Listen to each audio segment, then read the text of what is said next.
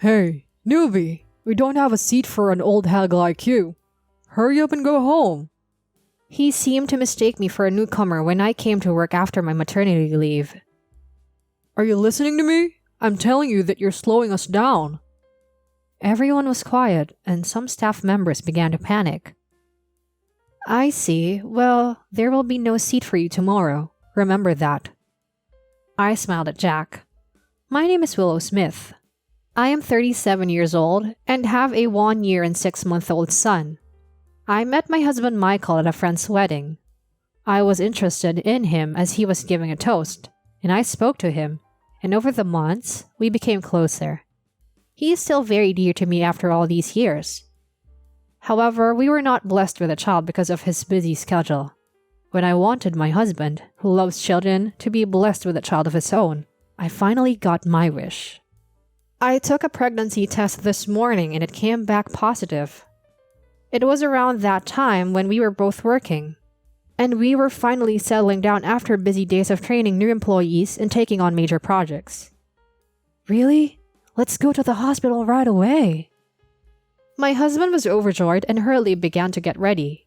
To be honest, I was more anxious than happy to have a new life in my belly. It would be a late childbirth. However, seeing my normally calm husband lose his composure with joy, I was able to make up my mind and protect the child in my belly. We arrived at the hospital and the results of the test were conclusive. I was pregnant.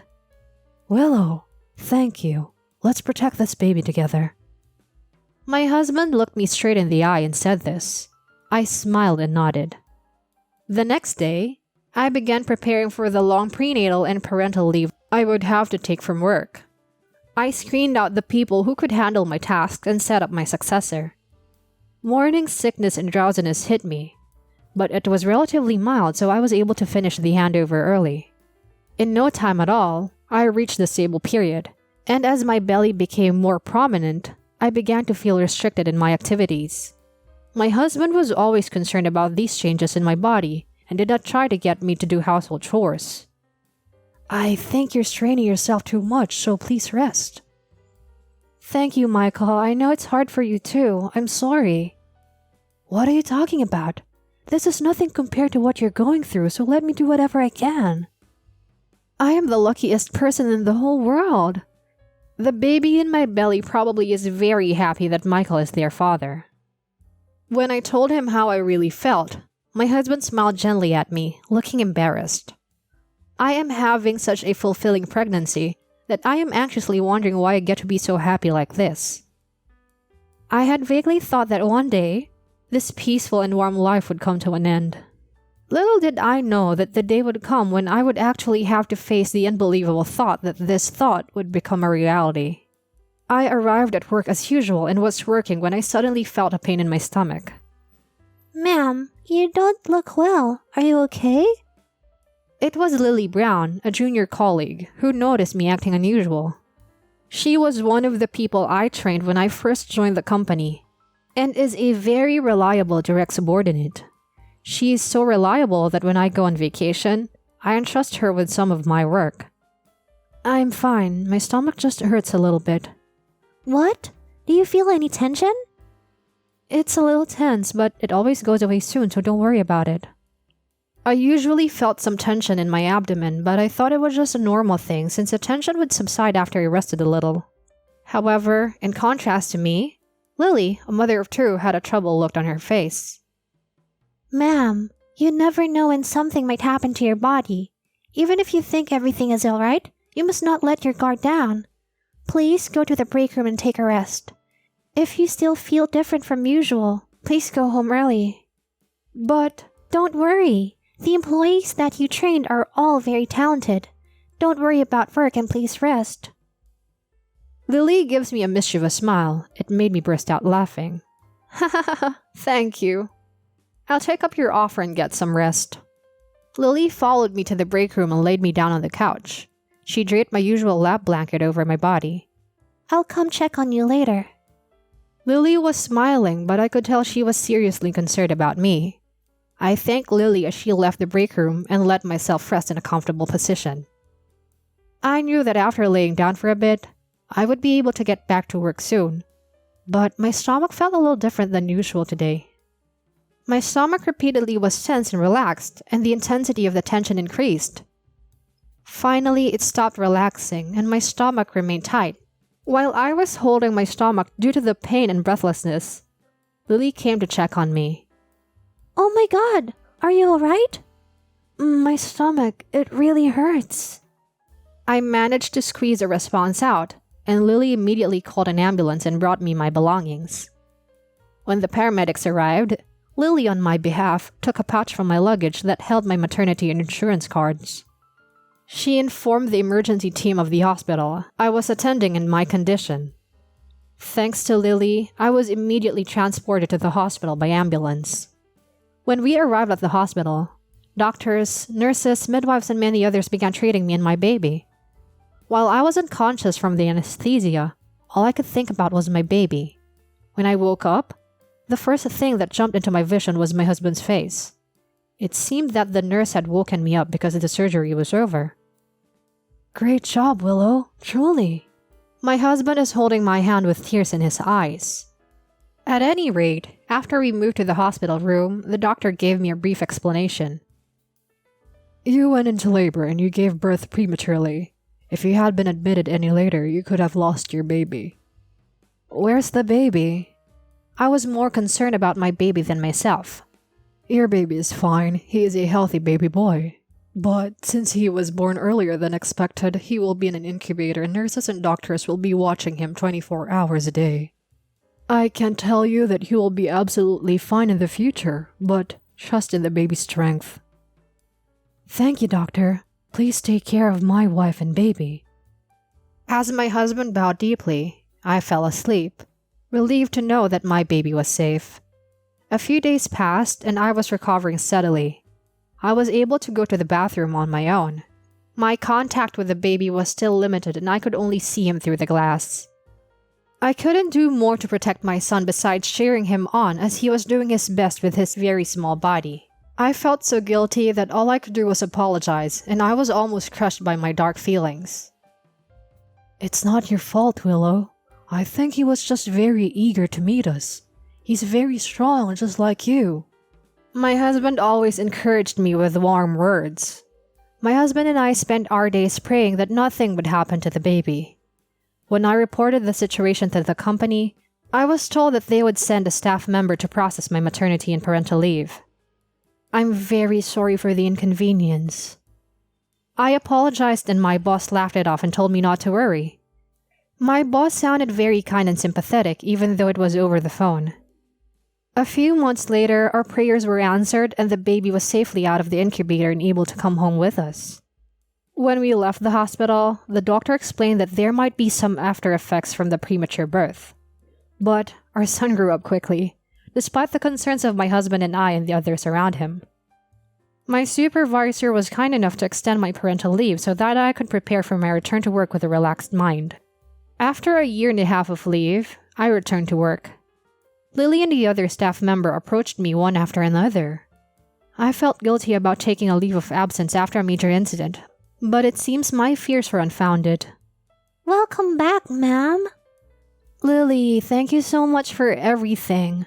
Because you called the hospital, you saved my baby. Let me thank you next time. You don't need to do that. I'm just happy you and your child are safe.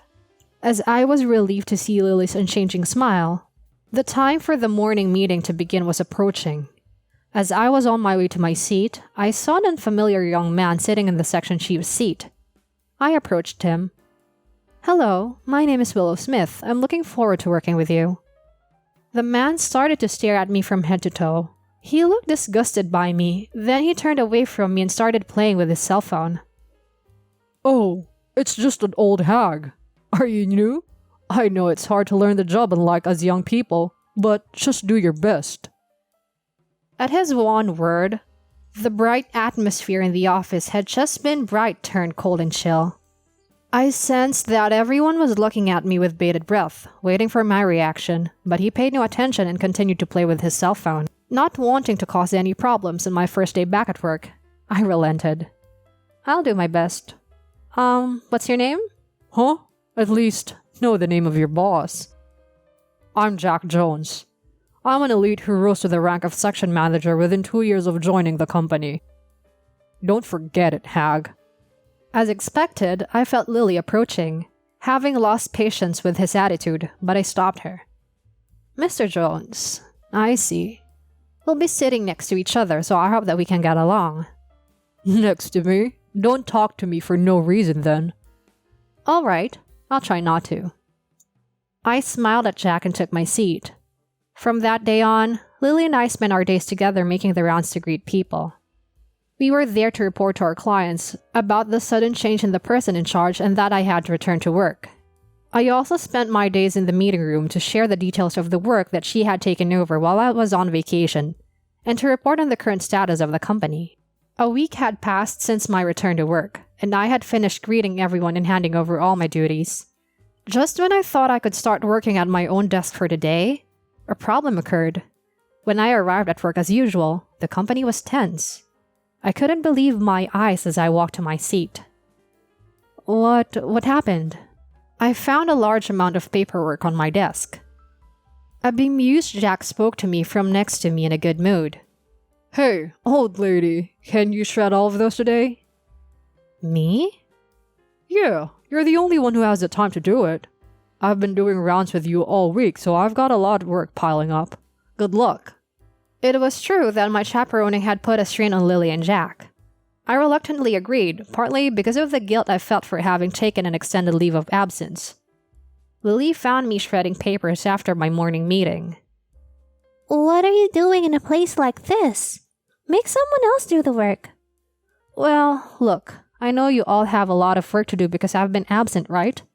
I wish you would at least let me do this, I said to Lily without mentioning Jack's name. I see. If you say so, I won't stop you. Now, Lily, concentrate on your work. Lily looked unconvinced and reluctantly went back to her work. But later, I regretted not telling her about Jack. Hey, old lady, did you finish what I asked you? Not yet. You're so slow. Just get it over with and get on with the next job. Next job? It's on my desk. I want it done today. Jones returned to his seat without giving me a good explanation. By the time I was done shredding, it was already lunch break. When I finally returned to my seat, I found a different stack of documents. I checked inside and found that they were all data entry jobs. No way! I have to do this all on my own? I could only sigh at the amount of work that I didn't know if I could finish by the end of the day, even if I did it now. Then Jack came up to me and said, Hey, old lady, you're not thinking of doing it after you eat, are you? I'll start on it now. I really can't work overtime. Try to get it done quickly then. Don't leave until it's done. Jack stared at me and said coldly. Jack's harassment escalated after that day. The next day, he forced me to go on a coffee run. He also forced me to do chores to make sure I didn't take my lunch break. In the worst case, he even tried to force me to buy his lunch. I have to pick up my son from daycare every day, so I have to work overtime while also doing my own work. I was busy with my own work and trying not to work overtime. I guess Jack must have been annoyed by my attitude of working hard. This time, he started bumping into me on purpose and interrupting my work. You're in the way, old hag. Get out of the way. You're still not done with the paperwork from this morning. You're so slow. He would complain about my work, which was not a quick job no matter how you looked at it. His supervisor was keeping a close eye on him, but Jack's ability was also solid, so he was unable to speak up strongly. Then, at last, something happened that froze the company. I arrived at work feeling depressed, thinking that there would be piles of paperwork again today. But today was different. On my desk was a large pile of supplies, and my own belongings were missing. I rushed to my seat to find that my belongings had been placed in a cardboard box in a messy manner. Of course, I was running out of patience. As I stood there in silence, someone tapped me on the shoulder. What's wrong? What are you doing in front of the supply closet? Mr. Jones, what is this all about? I began to speak with my back to Jack. Don't you see it? I'll make it clear. Hey, newbie, we don't have a seat for an old hag like you. Hurry up and go home. He seemed to mistake me for a newcomer when I came to work after my maternity leave. Are you listening to me? I'm telling you that you're slowing us down. Everyone was quiet and some staff member began to panic. I understand your feelings very well now. Then get your stuff. I interrupted him. I see. Well, there will be no seat for you tomorrow. Remember that. I turned around, looked Jack in the eye, smiled, and answered clearly. What? While he was processing everything, I started to move the equipment on my desk to Jack's desk. Jack begins to yell at me for my behavior. What the hell do you think you're doing? Don't get carried away. Can you please stop it? Huh? You're being so rude to me, your boss. I don't care what happens to you. Nothing will happen to me because I will not be blamed. The other employees watched on nervously as I nonchalantly took out the items from the cardboard box, showing no signs of panic. Only, Jack's face turned bright red and he grabbed me. You son of a bitch. Don't you understand that I'm telling you to cut the crap? I'm going to call my boss. By boss, do you mean me? Huh? What are you talking about? A woman came in between Jack and me. Director Smith, the executive director said he wanted to talk to you about this material. The message is that there's no hurry and he would like you to come to his room when you are free. That woman was Lily. Okay, thank you. I'll be there. Director? Who? Jack started to get upset when I took the papers from Lily while Jack held on to me. I'm the director. Your boss. You're going to report me, aren't you? Can you let go of me for now? Oh, yes, Jack hastily took his hands off me and began to adjust his posture. I straightened myself up as Jack finally lets go. So what? What did you want to say? Did you think I showed up out of the blue and didn't like the fact that I was spending my days greeting the deputy manager and discussing things in meetings with the general manager and chiefs? Or did you just assume that I was new and not good enough, and you pushed me to do work and chores that normally would not be completed in a day? Did you think I was skimping on my work because I was able to leave early every day? No, I don't think that. Mr. Jones, I heard that you were driving a number of part-timers and other newcomers to resign because of your own speedy rise to the top. Bossing them around. Jack's face is getting pale. I thought they weren't cut out for this job because they kept making mistakes. It wasn't my fault. You mean the same reason for the dependable part-timers who worked for me for years? No, it's... Jack gritted his teeth. The part-timers who quit were much more polite than you, Jack. I guess he was angry that I was shooting him down. He suddenly started to make more excuses. After all, part-timers, unlike employees, have no responsibilities and can go home early. And yet, we are forced to take responsibility and work overtime, which makes me angry. They take time off for their kids, and I don't want them. I see. So that's how you felt. I've been allowed to take parental leave myself, and conversely, I've had a history of covering jobs that others have missed. I can understand your point. But you know what? We're all having a hard time because we're even busier now that we have fewer part-timers. Mr. Jones, did you know that your assistant manager Johnson is also a mother of 2 children? Huh? Really? Jack looked at Lily and Lily nodded broadly. Whether you're an employee or single, everyone has their own circumstances, and to drive them to quit because of your own selfishness, who do you think you are? I yelled at Jack and he said, But... He weakly retorts. And you say I'm making a lot of mistakes. But on the documents you handed to me, all I saw were your mistakes. You should think about that before you boss others around. Damn it. I won't forgive you just because you're the director. Just as I was beginning to wonder what to do with Jack, who showed no signs of remorse, the general manager puts his hand on his shoulder from behind Jack's back. Shut up! Who the hell are you? Wait, you're... Jack froze at the scary smile of the general manager, and with his face turning pale, the general manager took him somewhere. After that, I apologized loudly so that all the staff could hear for the trouble I had caused within the company, and was applauded. Praise came from everywhere and everyone thanked me. You were so amazing. Thank you so much. Lily hugged me and thanked me. Soon after that, the morning meeting began and we returned to our normal duties, but Jack never returned. When I arrived at work the next day, there were no items next to me and the desk Jack had been using was empty. After seeing the scene and talking with Lily, I was called in by the general manager. When I was taken to the conference room, the general manager began to talk about Jack. He said that when he first joined the company, he seemed very serious and sincere. When he rose up and ranked in the company, his attitude suddenly changed and he began to target female employees in the company and bully them. He said that I had returned to the company when he was having such a hard time getting his head around it, and he had been watching me for a bit. They discovered that Jack had not only caused problems within the company, but had also been blackmailing business partners into signing contracts in order to get ahead in the company. After consulting with the managing directors, they fired Jack as of yesterday. After the general manager finished talking to me, I told Lily it was Jack's fault for getting too carried away. She looked refreshed.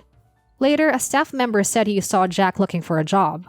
He looked dirty and had none of his former exuberance. He must be living a poor life, unable to find a job.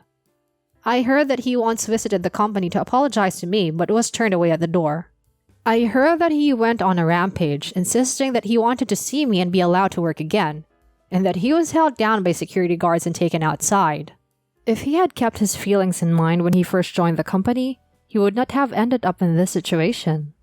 As for me, since my exchange with Jack, my reputation has skyrocketed. The employees thanked me for returning them to their previous comfortable working environment. The part-timer who was forced to resign by Jack has been rehired and his work is now running more efficiently, and the workload of the entire staff had been reduced.